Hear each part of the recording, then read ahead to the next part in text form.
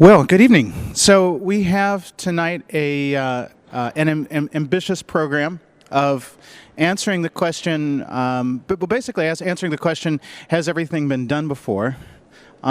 Musicians in their dark moments, sometimes you'll hear complain that everything's been done, nothing is new. Usually this is when, I guess, when you're in some kind of creative rut.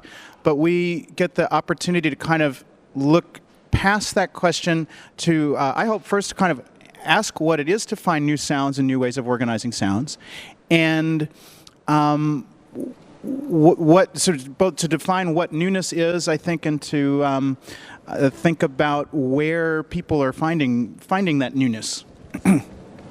So I'm here coming from a music and sound background. As I said to Andrea before, this should be one of the questions that I'm at least able to answer if somebody wakes me up in the middle of the night and shakes me and asks me about it. But we have three people who are, I would also put in that category, coming at it from three different angles.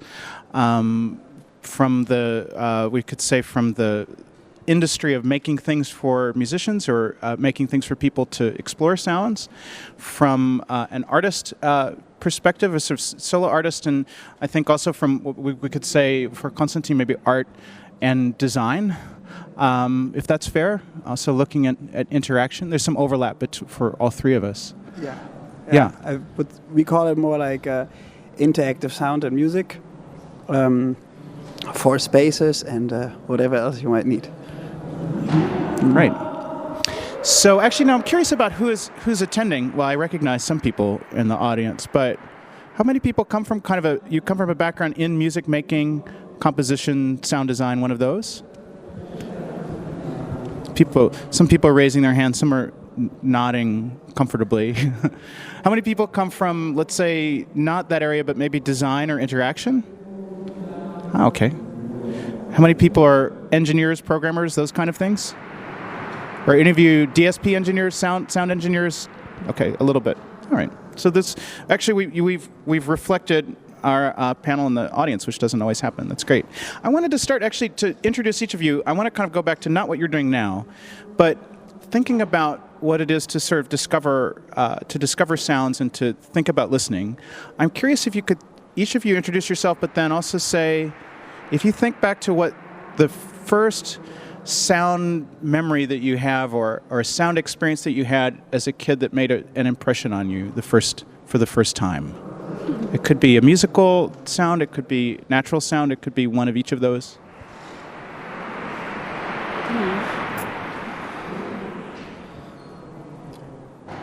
I didn't give these folks any time to prepare for this question. I wanted to actually kind of put them on the spot and see what first popped into your head. So my name is Kathy Tafel, and I'm an engineering manager at Native Instruments. I work with a bunch of software engineers working on Tractor DJ software and Sounds.com.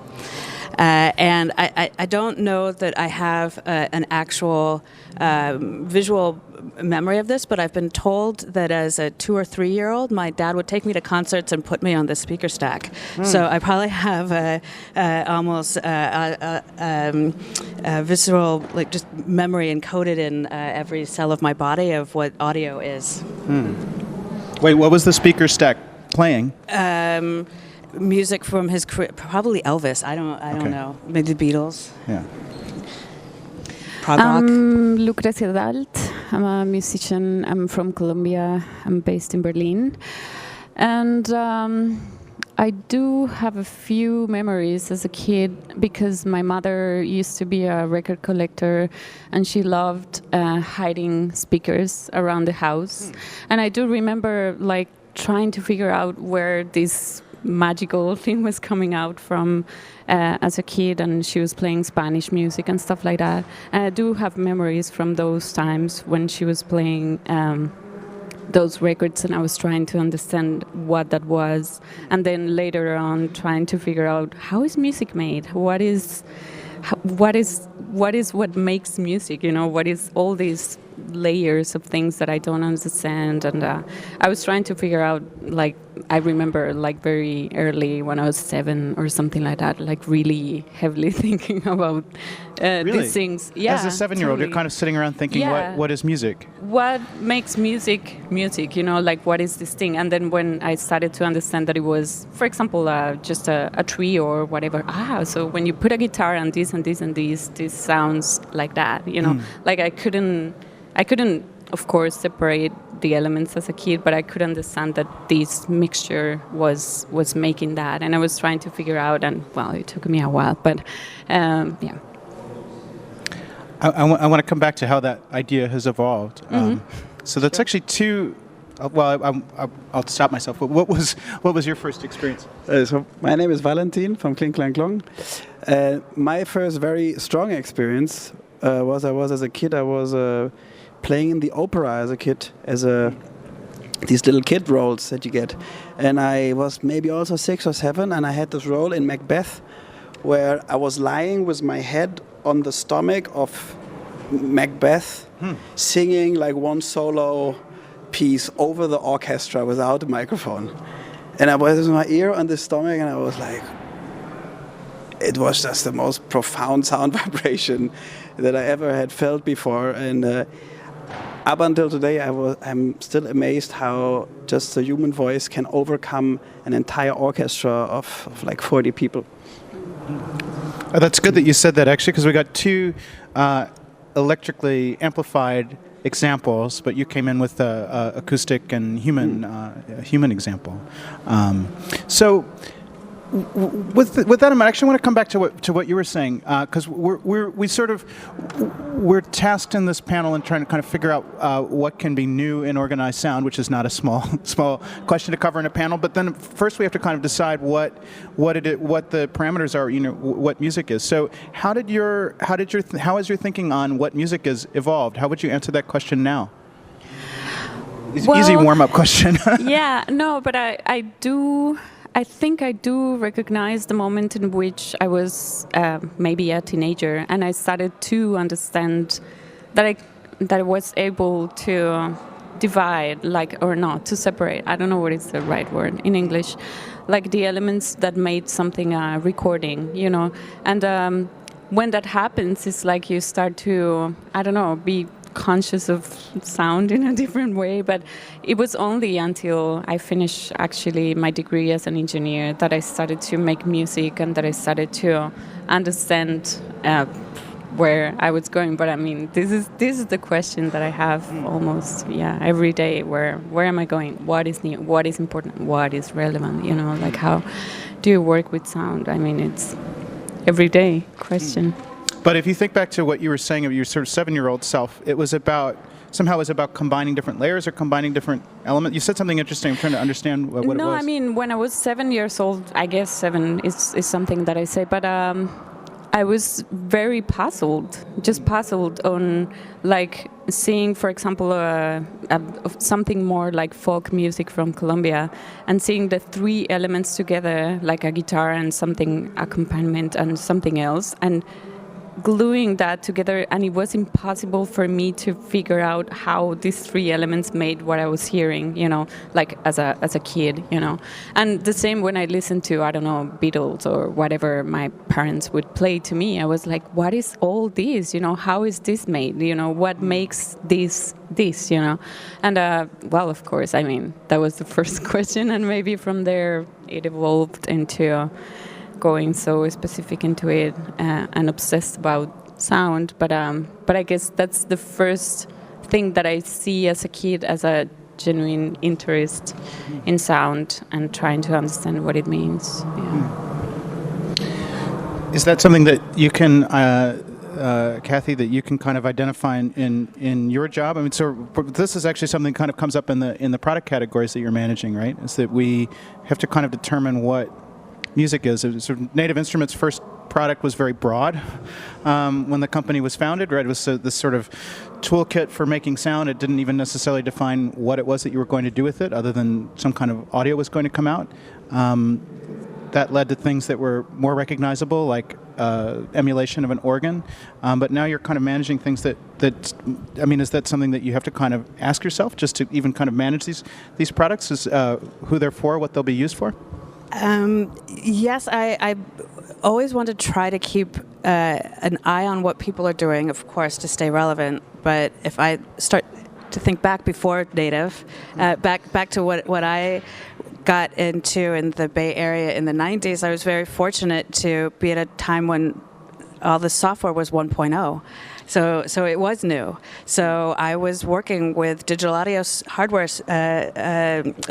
digital audio workstation software that was the first of its kind. So I keep those metaphors that I got to do with 1.0. These are basically just the evolution, in some ways, of all of those ideas. And so it's always hard for me to say, well, what's new about this thing? What's different about this? It's just this, but with this other thing. And yet, when I see what we're able to do, what you can compress in to a moment now, it has its own liveliness, so sometimes I don't like it, and then you listen to it a couple of times, you're like, oh, now I know where they're going with this, for us, like, what is music? What is we say there's a future of music or the future of sound. I don't know which we are, but we are definitely in the future. And we absolutely are always striving to take advantage of the latest power of all of the computers. I can go on a little bit. Sure. Yeah. Well, I guess one question is whether are there kind of ideas in music technology, and this could, if any of you want to chime in on this, that are at that 1.0. To have that kind of 1.0 feeling, right? I mean, so the software, at least, that was 1.0 in the 90s, some of it was still borrowing ideas from the past. A lot of things were called decks. They were called decks, right? They were called. I saw that actually the first version of iTunes was called a jukebox, which shows how much our thinking has changed. That was still a metaphor for something that kind of plays a large library of music. The first software emulations were emulating an organ or a 303 or something like this. But with that in mind, is there anything where the medium or the way the technology works is at that kind of 1.0 level now? What I would say is there's still a real-time barrier to how you can represent what is happening in audio. And back with those 1.0 software, we would, in order to get just 2 more tracks, so 6 tracks instead of 4 tracks, we would go down into 1-bit graphics so that the CPU would have enough power to get those 2 extra audio tracks. And boy, those extra 2 audio tracks were awesome. But you couldn't really visualize what was going on because the resolution was 1 bit.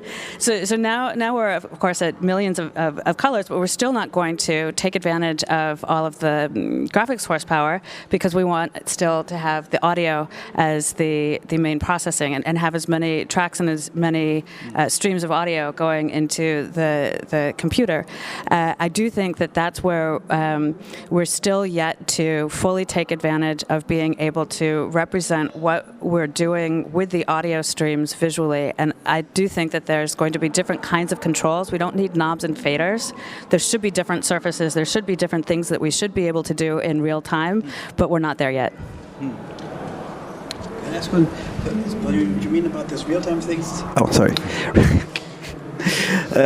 These real-time things, you talk about it visually or also in the audio? There are things we still cannot do.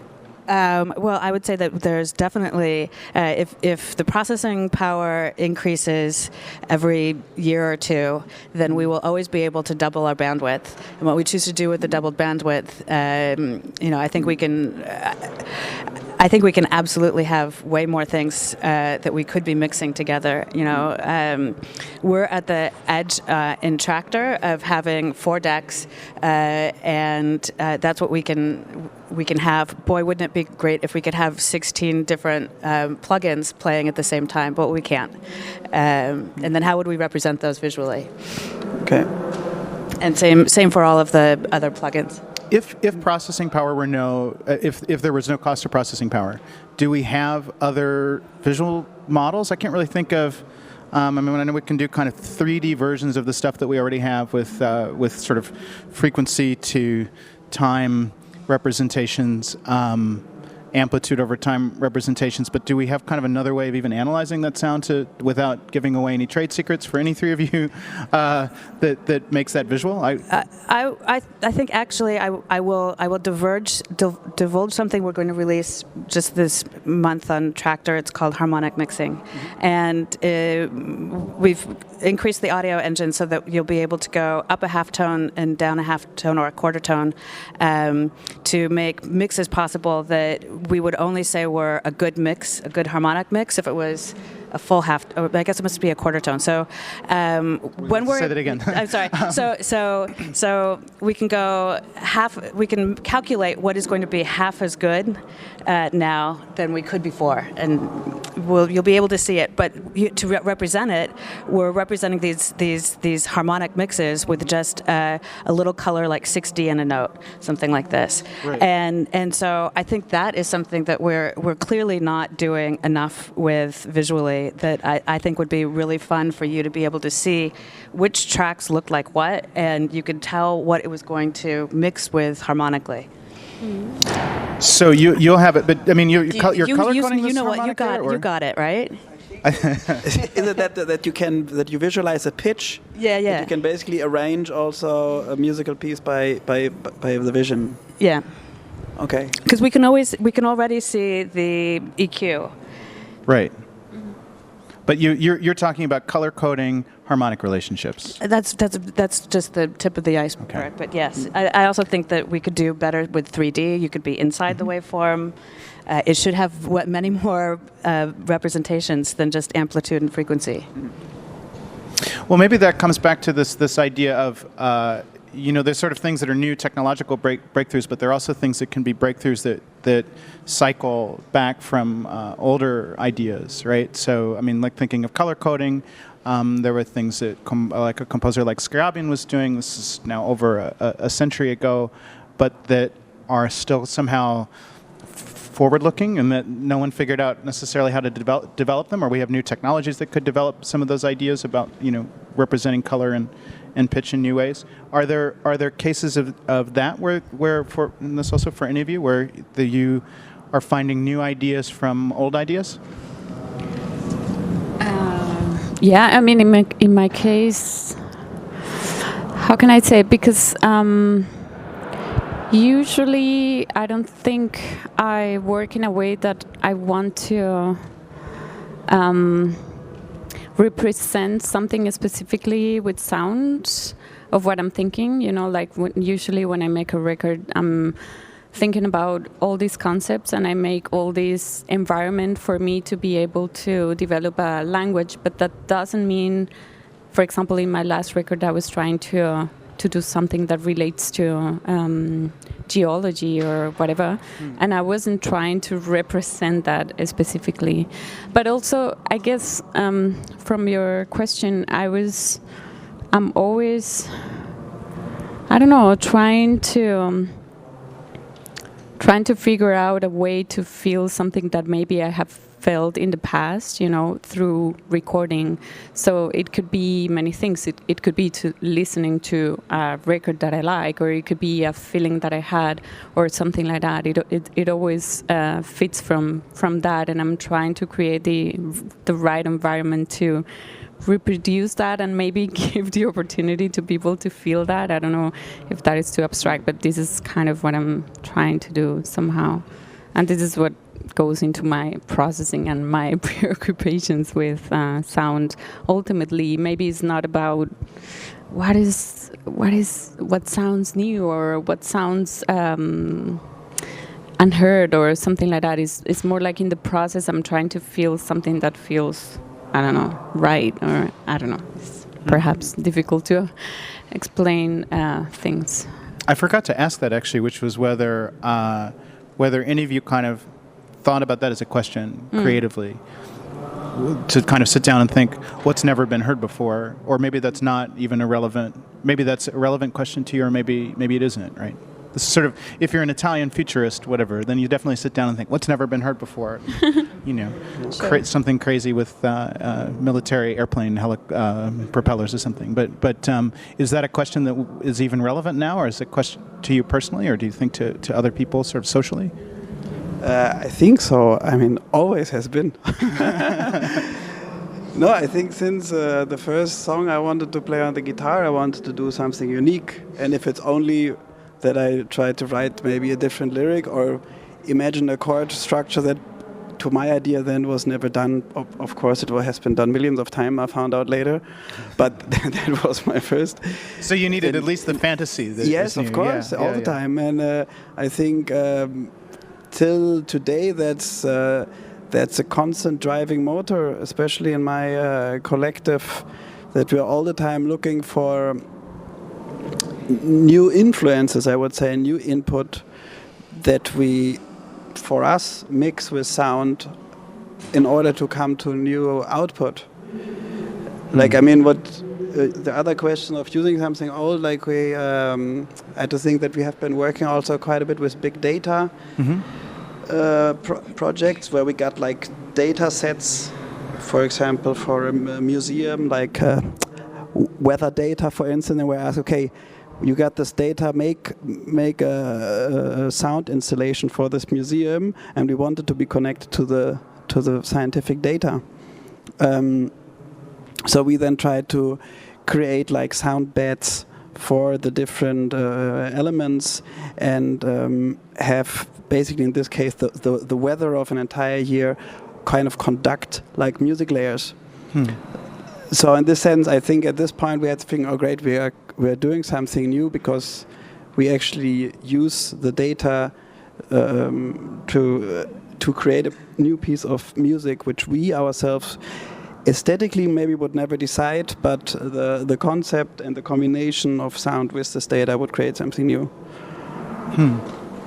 Yeah, it seems like we are reaching this point with sonification, actually, where this is triggering new concepts about, or kind of a new approach to how to think about organized sound, or what you could do with organized sound, maybe for the first time since this sort of revival of classicism in medieval Renaissance Europe, right? So we at least have this idea, we have this fantasy at least, that the ancient Pythagoreans had this notion of a relationship between sound and the cosmos.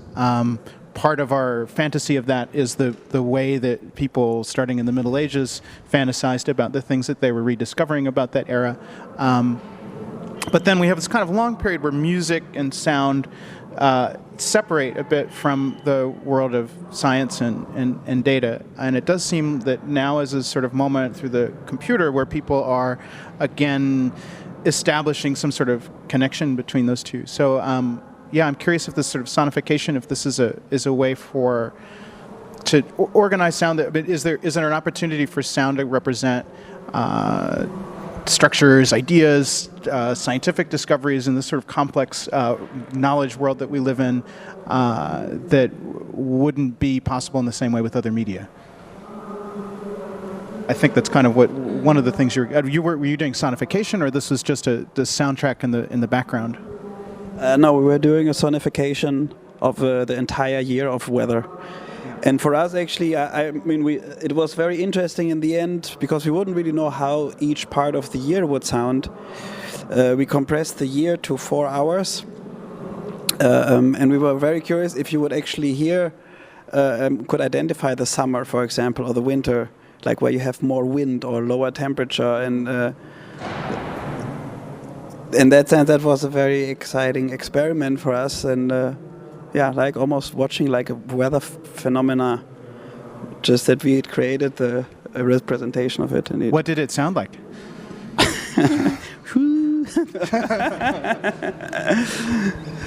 Yeah. That's right. People didn't bring examples, so I can ask people to beatbox, vocalize what it would sound like. That was it. That's all I'm going to get. What I just got. It's hard to describe. I mean, of course, we try to represent like the different elements, like heat or tide or stuff like this, with sounds that we would find connected to it. We try to stay very organic sounding, so not very digital, very textual. Did you get feedback from either visitors or even people who were familiar with the data on what their experience of listening to that sound was? Did they get a sense of the significance of this data from listening? Let's say, I mean, the scientists of the museum were thrilled. Okay. I mean, they were okay. Yeah, they found it so exciting and amazing that finally somebody else except them was really getting into this data and found like a certain fascination for it. Well, I mean, I have talked to space scientists who've kind of listened to sonifications who've said that they were able to. They heard in the sonifications something that made sense to them in terms of the data, that it actually represented in some deeper way the thing that they felt actually, and it was kind of interesting for me that they were intimate enough with the data that they actually kind of felt it or had the sensory experience of it already, that they were able to make that connection. Yeah, well, exactly. That's what also a bit like our hope was then, would the scientists experience a summer or would they experience a winter or but did it translate to lay people, or maybe for either the other two of you, if you've encountered any sonifications, did people who didn't come from a background with this data did it make sense to them? Not instantly, I would say. I mean, it was part of a museum exhibition. There was some explanation about it, but people wouldn't come in and immediately say, "Oh, I hear summer," or you know. But this is what you were looking for, or what was the main goal? Like you would hear something that deeply related to the, I don't know, to the location of the museum and to the nautic life, because it was a nautic museum. So we wanted to make a soundscape for the museum that is really connected to the place, and that at least theoretically that we could change. That would change every year. That we could hopefully we couldn't do that now because of processing power, but that we could live feed, for instance, the weather data, so that the soundtrack of this museum would be constantly recomposed every day, basically by live streams. Mm-hmm. You were starting to. You looked like you. I was. It was more of a joke coming from San Francisco. There's people who can find the cosmic connection in almost anything. Yeah. So far out. But I did want to say that with our modern technology, things begin to sound derivative and the same because people are using the same tools, and so it is really important to strive for something that's organic, or strive to put noise into the system, and then also the like, where does sound come from? Like I could make music right now by just counting 4, right? So 1, 2, 3, 4, 1, 2, and then now I've made an orchestra of the hall here at Republica, and then you can, I come from this electronic background, but you can go very deep esoteric and say, this is the only sound that ever was, is right now, and I'm at the epicenter, and you're at your own epicenter, and so we talked a little bit about gravitational waves and Planck length and such, and then you begin to say, well, where is actually the wavelengths coming from, and how can we compress all of these? Can we get them in my Mac? That'd be pretty cool. Yeah. Far out. Well, actually, now, I've had people debate this with me. This is sort of, some people want to define sound. I think Wikipedia included want to define sound as being exclusively limited to sound vibrations. So these are a particular kind of wave, and only within the range of human hearing. So there is this sort of question of, as we expand our sensory apparatus, we have the ability to detect gravitational waves and sonify them. Should we expand that definition? If we have a kind of apparatus like LIGO, like a gravitational wave detector, and we can connect that to our senses, is that the same as kind of having a hearing aid, and should we kind of define that in some sort of transhumanist way as sound too? What is sound and what is non-sound, I guess is the question. I guess we can define that sound, but I guess also, at least for me as an artist, it's like what is relevant for you as a, as a someone that creates and someone that is trying to work with that, do I need to work with that? I don't know, you know what I mean? It's one thing is how we relate to sound and the possibilities and how it expands and all these tools and how the possibilities multiply every day. But then, as I was reading, like for example, the description of the lecture, and we had this previous, kind of discussion about limitation. I kind of do relate a lot to that, because otherwise the possibilities are endless, and you kind of stop knowing what to work with, anymore. And I don't know. How do you define limitations? Or let's say take a recent work. Taking an example of something you've worked on recently, how did you kind of define the parameters of the limitations so that you had a goal in mind?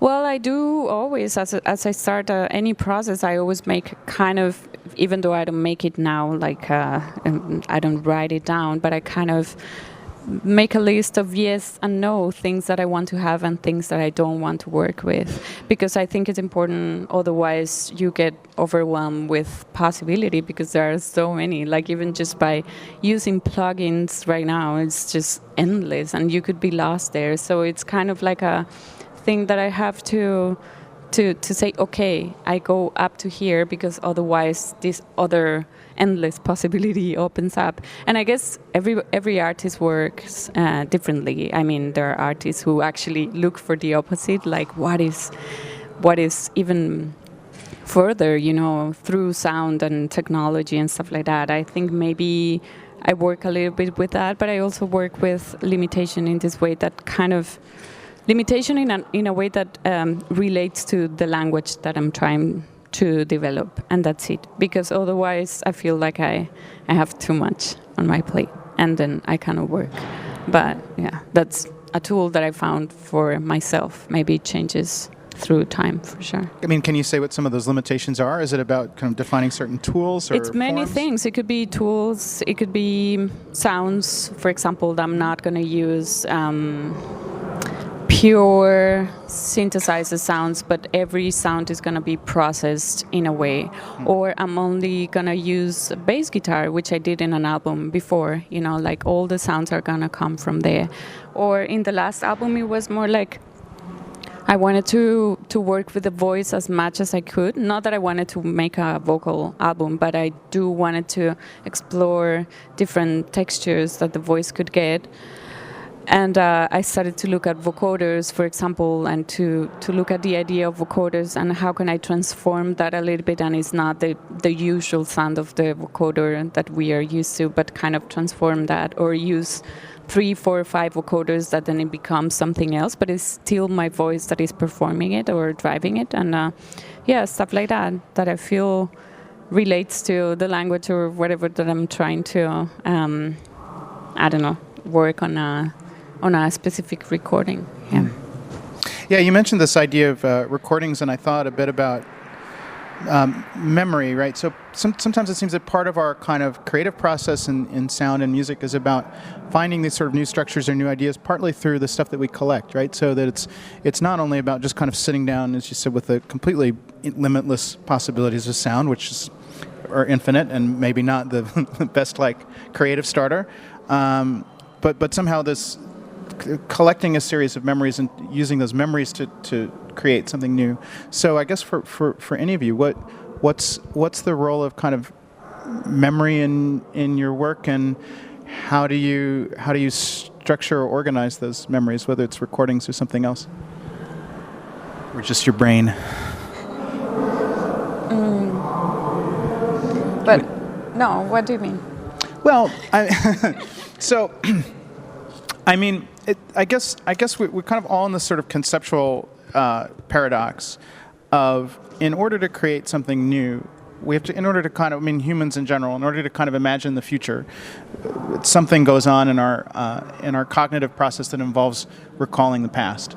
And you know, it's even kind of new research that suggests that part of what happens in depression is that your ability to kind of see into the future is so colored by what's happened in the past that you get in this kind of loop where you can't create something new, which also seems roughly like what happens when we get in a creative like rut, right? You know, where you sit down and actually I was just watching a video. It was a promo video for a piece of music software, and the producer was very weirdly, honestly, for a marketing video, describing that moment of being stuck, where he said, you know, you get there and sometimes you just, like, everything sounds like you've heard it before, and you just have no new ideas, and you just kind of hate everything. So that process of remembering somehow keeps you from inventing. So I guess the sort of metaphysical question I have is, since you can't, not remembering also doesn't help you invent something new. You can't just have this, like, limitless universe of possibility. What's the sort of process for you where those memories somehow become then creative? Is it sort of, it's, for some people that's as simple as like collecting field recordings and listening to those again, you know. Some people it's like kind of ideas in a notebook or something, or sometimes going out and listening to music inspires people and you come back from the club and want to just produce for 6 hours, whatever. So I'm curious for each of you what your experience has been. I don't know, it's a complex question for sure, because I guess, I don't know, if we go metaphysical, I guess I'm trying with my music to go to a moment in which I feel something that is very abstract. I don't know what it is, but maybe it could be related as simple as I want life to be worth living or something like that. Or really? I want to feel something, you know, I want to feel something very specific that I don't know exactly what it is. It's something that I feel when I hear some recordings that I hear in the past that I've liked, of people that I liked, or when I like pieces of art. Of course, I want to achieve that moment of that you feel thrilled by something, you know. Like as a musician, this is maybe my main goal, more than creating something new or having the thrill to create something that was never heard before or something like that. For me, it's something a little bit more maybe related to emotion. I don't know what it is. It's a combination of many things that makes me feel, this feels worth, you know, being a human being or whatever. I don't know what it is. But yeah, does it make sense? I don't know if you want to. I don't know if you.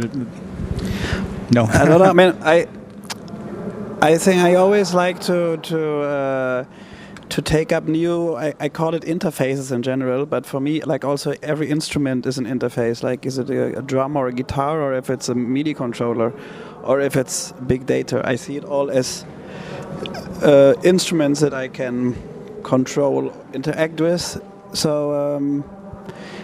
I don't know, just 2 weeks ago I bought a big wooden drum, for example, and I was so excited about it. I mean, I'm not a huge drummer, but I was at this point just excited to get this drum and to go into the studio and see how I would sound with this drum. So, of course, I have a concept of how such a drum would sound and what more or less traditionally in folkloric music would have been done with this. But for me, I felt really inspired in the first days of finding out how would I sound with this drum, what would I come up with, what would I do with it, processing-wise, playing techniques, I don't know, throwing the mixer on it, like whatever. So I think that's for me a lot an inspiring fountain in a way, to find new interfaces or also old instruments and just to find out what how does it bounce back to me what I have in my hands? Yeah, I don't think I actually go into the past when I'm in the creative moment, but maybe I'll reflect on it once I'm through with it. I do play instruments so that I can know what artists need, and if I'm trying to get the perfect breath on a flute, I'm not really thinking about the past, and I'm probably not thinking about the future either. And just getting there is enough to start, and you don't have the blank slate anymore.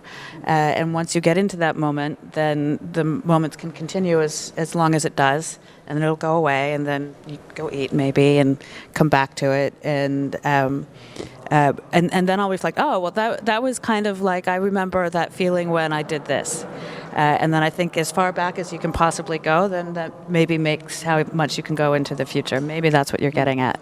No, these are all. I think these are all valid answers. But what is that? What is that kind of being in the moment then? I guess. Like as you're playing the flute, what is going through your head in that moment that you're there's getting nothing the breath going through my nothing. head. That's just the point. The physical experience. The point is that it's no longer.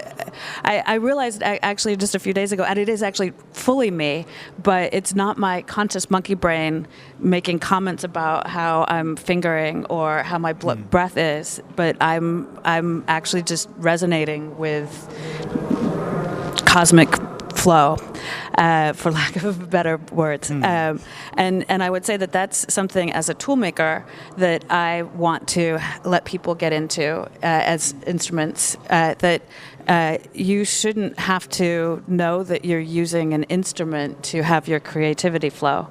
And so whatever you can do, and so that's at Apple, that's what we would do to make the machines be as easy to use. And at Native, as much as we can, you try to say, what is it that you want to do and how can we get out of the way? And so if everything can drop away and people get into the moment, then there's nothing blocking you. There's no present, there's no past, there's no future, there's only now, and there's only ever now. That sounds great. Yeah. I'm curious how it seems like there are a lot of different levels that can happen on, though. Even just thinking Native Instruments products. I mean, for some people that flow is like maybe half drunk, like DJing with Tractor, and for someone else it may be like patching core DSP stuff deep inside Reactor. Is there a relationship though between those two levels? If you're really sophisticated, being half drunk, patching core in Reactor. I mean, I think that's what we like to say that Tractor is the gateway drug to Native,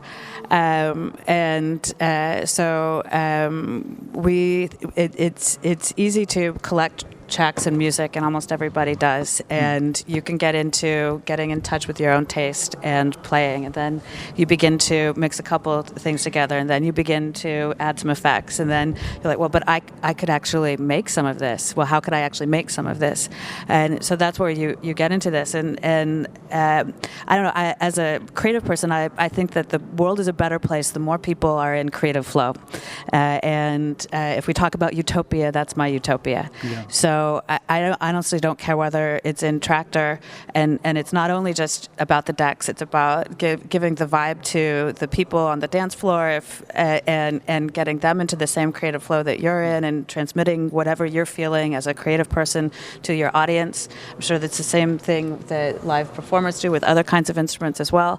And that person who's patching that Reactor, who's actually coming up with a new instrument that they could sell on Native, for Native, it's this joy of this novelty of, and I think we have even dopamine receptors that get off on newness, and so we're searching for this newness, we're searching for this flow, and you can't really chase it, but once you're in it, you just know, and it's so relaxing. So. Yeah, we'll all be at the end of this. I think I'm there now. I agree with that. At the end of this week, we'll all be out at Super Booth at the other side of town, all the way in the east, where definitely people are chasing that dopamine of new stuff, and some of them are builders, and some of them are kids, and so that there's experimental evidence that what you're saying is totally true. I don't have a good segue to this, but. before we go to questions, I wanted to ask, kind of in terms of other technologies that are 1.0 stage. I'm curious if, I mean, it seems like it's difficult to find a new synthesis model, right? So we don't, at least most of this cool stuff that we're doing with synthesis definitely started in the 1960s in some form. Maybe we're better at it now. But I wonder if a technology like machine learning is at that kind of 1.0 stage where it seems like it might unlock new sounds or kind of new approaches to music. It's definitely at 0.8. 0.8, yeah. 0.8. So even pre 1.0, yes. That's even better. Yeah, I mean, we'd use machine learning for sounds.com to identify when we're ingesting sounds whether something's got a kick in it, so we can very quickly process that and make it easier for people to sell. To actually get into the AI of new synthesis, though, that's hard. Right. It's a hard problem. I mean, it seems like some of the stuff that's being done with vocal processing is at least related to things that might be applicable to sound synthesis. Maybe in the same way that the vocoder began as a vocal processing technology that eventually became more used as a synthesis technology. Do you think that do you see some potential in that area? Actually, any of you may have an opinion on that. I mean, I think that what we're after right now is democratization of the software, and so it's integral to making it easy for people to give them ways of manipulating sound that the current pros would almost laugh at. You make an icon with, here's how I'm going to mix these two together. And it is a machine learning algorithm that does it, that we trained. But I have a hard time going from there to AI.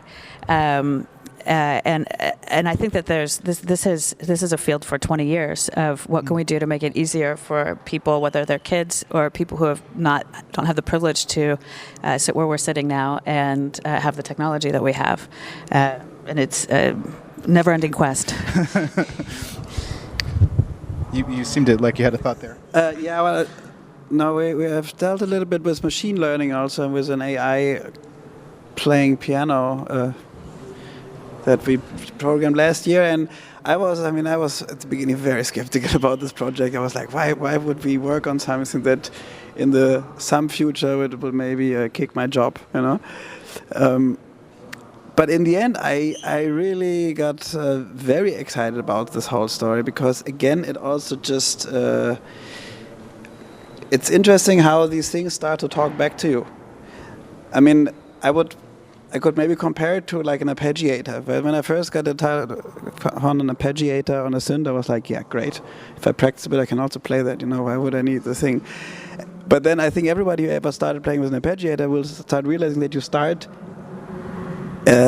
come up with new things and be very playful with the fact that this thing is just responding in such a way. And I think the same thing started to happen for me with this machine learning, where we trained a computer to play piano in a certain style, and all of a sudden the computer would start to spit out music pieces, and you could hack in like a bit of music improvisation, and the computer would respond with an improvisation in the style that you played in, and it's like a distorted mirror that you get back, and that is it is very interesting if a computer tries to imitate you. And then you think like you maybe find out something about yourself that you didn't know. Yeah, for me, playing with our new software on the DJ side, I've been playing a couple of sets, and we have recommendations. And no matter what I do, the machine learning recommends Dead Kennedys, whether I'm playing trance or whether I'm playing chill. It wants to give me a Dead Kennedy song, so it's still in beta. Let's see. I think I'm going to shift and go to questions from the audience, so that we have enough time to do questions. We'll see if people have burning questions. to give him. Oh, and we have to surrender a microphone in order to do this. But not mine, because I'm moderating. What's the question? Yeah, thanks for all the great stuff you're talking of. I think we kind of rely a lot on visual interfaces in music production and sound production as well. What is your perspective on moving away from visual interfaces and getting closer to some new interfaces to actually do something more with sounds that we usually do, basically? Is there some initiative, or I don't know, what is your perspective on moving away from visual interfaces? So we are not spending a lot of time actually looking at our laptops and actually doing something with sounds. Well, I do, for example, have a very conscious take on that, because I do work live with a computer, but I try to put it aside as much as I can and try not to look at the screen. And I actually had a very interesting workshop with a performer once, because I was trying to increase my performativity live, like how can I pay more attention to sounds, to what I'm doing, to my gestures, instead of getting inside the machine and trying to figure out what I'm doing. And she made this really interesting exercise about very simple, but sitting up with all my gear and closing my eyes, touching every single button, try to really control where everything is, and do exercises with that. And it's crazy how you actually start to engage live totally differently than looking at the screen, and try to become more aware of the room or what you're trying to convey. Well, this is maybe an answer that is not so related to technology, but this is my experience. I mean, right, part of it is just whatever you're doing to break the habit of what you're doing. I would certainly have the experience where sometimes the thing that I did was to go back to looking at the computer screen and not use the controller or something, right. Whatever you were doing to do the opposite, right? But you would. Yeah, I want to say about it, I feel like in our society nowadays, especially, there's a really big judgment on people looking at their screen. I mean, if you sit in the U-Bahn, I'm sure everybody felt before, I don't like to look all the people watching at the telephone. I don't even like myself watching at the telephone the whole time. So I think the need to still interact with technology and computers without doing that is really there. And I can imagine that sound will play a big role in that in terms of orientation or in sort of feedback for, might it be through gesture control of an application, might be in if you are in a virtual reality, for example, where sound is the only thing that could direct your focus point or give you any sort of feedback of where to look or what happened. Yeah, I'll even defend the laptop just to flip things around by saying one of the best performances I've seen in the last couple of years, speaking of native instruments, was Sasha Lazyfish on just a laptop with some weird reactor thing that he created, and it was just badass. I don't know what he was doing. He didn't really need a modular or something. He didn't need he was hunched over a screen, but the music was so good that it didn't. But I think he the was dynamic. thing here is that I guess none or the other makes the music better. I mean, it's just about that. I don't have anything against looking or not looking, but actually what makes, in this case for me, is what makes me feel better as a performer. But of course I've seen performances in which there is only one tool, but it's just about the music, not what you're doing with it or how you're doing it. So yeah, speaking of Reactor, the new Reactor blocks, there's this glove that you can get with it, and I've seen people doing some really amazing stuff. It's not anything like Jaron Lanier's VR glove from the 90s. Mm-hmm. And so here you have 25 years later, the actual thing that I think he was getting at. So we're getting there. And I think this is something, I think Brian Eno said at some point, why are we just pointing with a mouse on this little bit? Why are we not making things like this? Why is this not music? We've had these bodies for millions of years, and we're only using 640 by 480, I think was at the time, right? Yes, absolutely, we should get out of those dimensions, but then, if we enable it, what I always know is that you have the technology, we'll be the early adopters, we'll make it happen, we'll hack something together, there'll be some early adopters who will make something that is not art at all, and then artists will discover it and make it something beautiful. So that would be my prediction for losing visual control. Looking around for one more question as we... I see eyes that people have questions.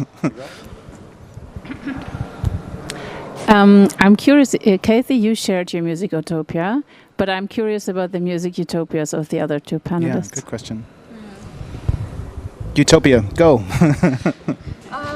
It's a difficult question. I think everybody creates their own utopia just by creating, like I'm creating my own utopia just by setting my own rules, I think. So that's maybe the only thing I can say.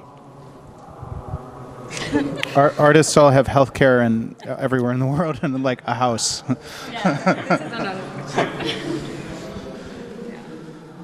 I don't know.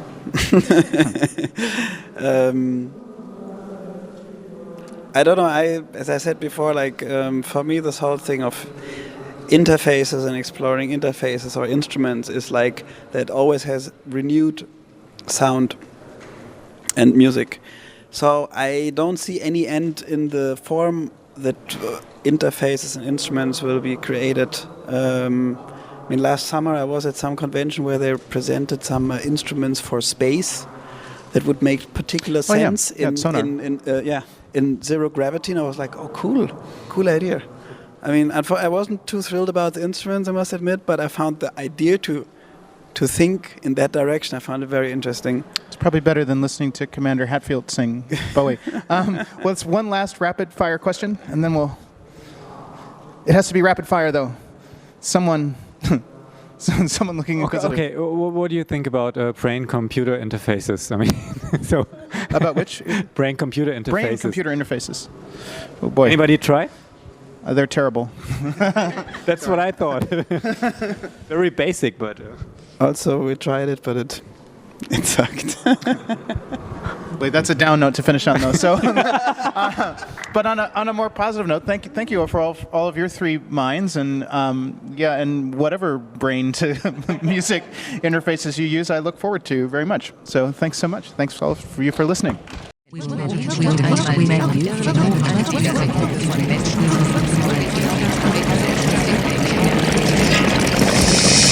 Yeah.